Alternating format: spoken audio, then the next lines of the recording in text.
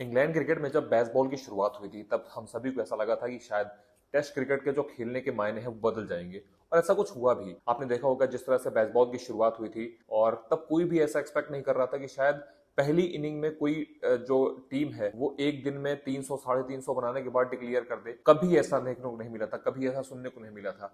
अमूमन हम देखते हैं कि टेस्ट क्रिकेट जब भी होता है तो कोई भी टीम पहली पारी मगर खेलती है तो अगर 400 450 या मैं कहता हूं कि 500 प्लस रन बनाती है तब जाकर के डिक्लेयर करती है। आपने कभी ये नहीं सुना होगा कि कोई टीम 300 या 350 बना करके डिक्लेयर कर दे। लेकिन जब से बेसबॉल की शुरुआत हुई इंग्लैंड क्रिकेट में, हमें कई बार ये देखने को मिला, और टी सेशन में आते आते 300 रन टीम ने बनाए और उसके बाद जो है वो डिक्लेयर हो जाती थी टीम। तो एक्चुअली बेसबॉल का एक मीनिंग ये था कि अगर आप खेल रहे हैं तो आप अटैक करके खेलें।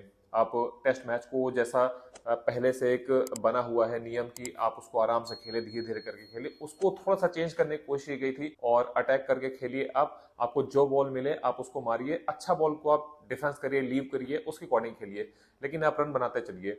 तो जब शुरुआत हुई थी बेसबॉल की तो ऐसा लग रहा था कि शायद एक अच्छा फॉर्मेट है और अच्छी चीज इंट्रोड्यूस की गई है, और इससे अगर आप देखेंगे कि टेस्ट क्रिकेट जो है वो बहुत बोरिंग हो रहा था, और ये भी चीज समझ में आ रही थी कि इस बोरिंग पने से जो हटाने के लिए चीज अगर ये लाए रहे हैं तो अच्छा था। और कई सारे अगर आप देखेंगे तो रिजल्ट भी मिले इंग्लैंड टीम को। कुछ एक सीरीज अगर आप देखें तो ऑस्ट्रेलिया और साउथ अफ्रीका में जो सीरीज हुई है वहां पे कई बार कुछ परेशानियों का सामना जरूर करना पड़ा था, लेकिन ओवरऑल अगर देखा जाए तो काफी अच्छे रिजल्ट मिले थे, और आप ये भी कह सकते हैं कि मिक्स रिजल्ट मिले थे।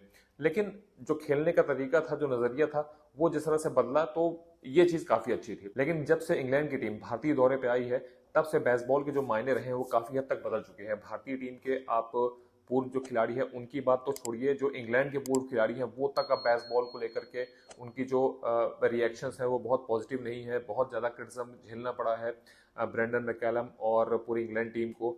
और जिस तरह का ब्रेंडन मैकलम के ऊपर इंग्लैंड की क्रिकेट ने भरोसा जताया था, उसमें हद तक शुरुआत में अगर आप कहें तो बहुत हद तक खरे भी उतरे थे। लेकिन इस सीरीज में भारत और इंग्लैंड के बीच जो सीरीज हुई है उसमें जिस तरह से इन सब चीज़ों को लेकर के देखा गया है, जिस तरह से हार का सामना करने पड़ा है, 4-1 से सीरीज हारे हैं ये लोग। और खासकर लास्ट जो टेस्ट मैच था धर्मशाला वाला, वो तो 4-1 मतलब पारी से वो हार गए थे। तो इससे समझ में आ रहा था कि इस बार जो टेस्ट बेसबॉल की जो कमियां हैं, जो पोल्स है, वो लूप होल्स हैं, जो वो खुल के बाहर आ गए, और इसीलिए इस तरह का प्रदर्शन देखने को मिला। कप्तान जो रहे वो पूरी सीरीज में फ्लॉप रहे हैं। बल्लेबाजों में आप अगर देखें तो कोई कंसिस्टेंट नहीं रहा है। गेंदबाज जो रहे हैं तो आप रेगुलर गेंदबाजों की जगह आपने पार्ट टाइमर गेंदबाजों को काफी ज्यादा मौके दिए, उनको ज्यादा गेंदबाजी कराई। तो ये सब चीजें जो छोटी छोटी रही हैं जिनकी वजह से इंग्लैंड की टीम को कुछ खास रिजल्ट इस सीरीज में नहीं मिला। इंग्लैंड के जो कोच हैं ब्रेंडन मैकलम, उन्होंने ही ये बेसबॉल को इंट्रोड्यूस किया है, और अब जब भारत के खिलाफ उनको हार मिली है तो उन्होंने इस पर बात भी अपनी रखी है। एक वेबसाइट है ESPN क्रिकेट इन्फो, उसके अकॉर्डिंग ये जो रिपोर्ट निकल के आई वो मैं आपको बताता हूँ। ब्रेंडन मैकलम ने ये कहा कि इस सीरीज में जैसे जैसे हम आगे बढ़ते गए और खेलते गए, हमारी टीम धीरे धीरे डरपोक होती चली गई। हालांकि बेसबॉल में कभी ऐसा देखने को नहीं मिलता, लेकिन उनका ये बयान था कि हमारी टीम जो है वो डरपोक की तरह खेलने लगी थी। क्या कहा एग्जैक्टली मैं आपको बताता हूँ। इस सीरीज के दौरान जिस तरह से हम लोग एक्सपोज हुए हैं, खासकर सीरीज के आखिर में, उसमें काफी सुधार करने की जरूरत है। जैसे जैसे सीरीज आगे बढ़ती रही हम और अधिक डरपोक की तरह खेलते गए। यह सब उस दबाव के कारण हुआ जो इंडियन लाइनअप ने हम पर डाला था।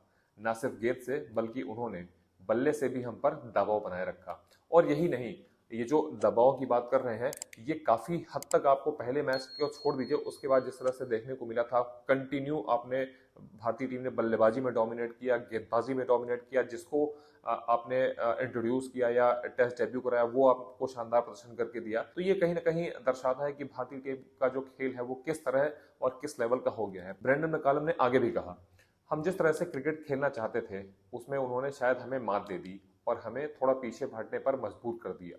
यह कुछ ऐसा है जिसे हमें बदलना होगा। जब आप एक्सपोज हो जाते हैं तो आप जानते हैं कि आपको कुछ एरिया में बेहतर करना होगा। अगले कुछ महीनों में हम इस पर काम करेंगे और यह सुनिश्चित करेंगे कि जब हम गर्मियों के टाइम मैदान पर वापस आएं तो इससे बेहतर क्रिकेट खेलें जैसे हम अभी तक खेलते आए हैं। तो ये कुछ उनकी लर्निंग रही है ब्रेंडन मैकलम जो कोच रहे हैं। हालांकि ये चीज़ कप्तान बेन स्टोक्स ने भी कही थी कि भारतीय टीम ने हमें हरा दिया है, ये एक्सेप्ट किया उन्होंने।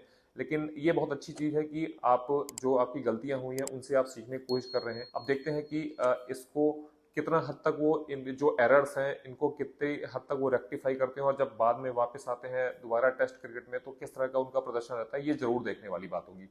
हालांकि आपका क्या कहना है इस पूरे बेसबॉल और भारत इंग्लैंड का जो दौरा रहा है भारतीय सरजमी पर, उसके बारे में आप क्या कहना चाहते हैं, हमें कमेंट बॉक्स में लिखकर जरूर बताइएगा। वीडियो अच्छा लगा हो तो प्लीज लाइक कीजिएगा और हमारे चैनल को सब्सक्राइब करके जरूर जाइएगा। हम फिर मिलेंगे किसी नए वीडियो में, तब तक के लिए थैंक यू।